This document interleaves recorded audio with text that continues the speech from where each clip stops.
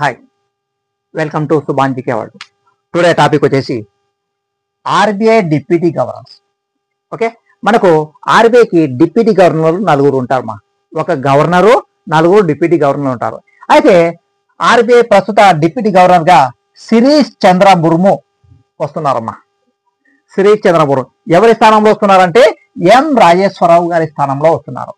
Okay, ఎప్పుడు October 8, 2025 ఈయన బాధ్యతలు తీసుకుంటున్నారు.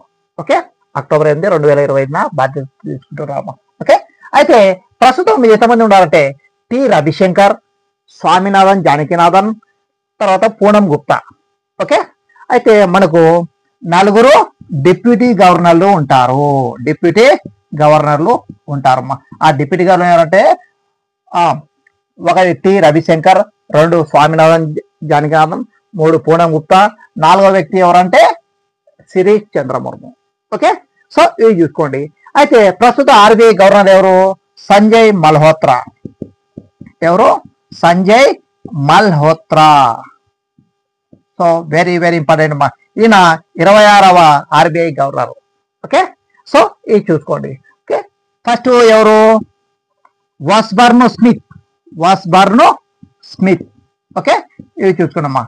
మనకు ఆర్బీఐ 1935 సో ఏప్రిల్ 1న ఏర్పడింది. సో ఇది చూసుకోండి. ఆర్బీఐ యొక్క డిప్యూటీ గవర్నర్లు నలుగురు ఉంటారు, ఒక గవర్నర్ ఉంటారు. ఎవరు గవర్నరు? ప్రస్తుత గవర్నరు సంజయ్ మల్హోత్రా. 4 డిప్యూటీ గవర్నర్లు ఉంటారు. Okay, thank you, all the best.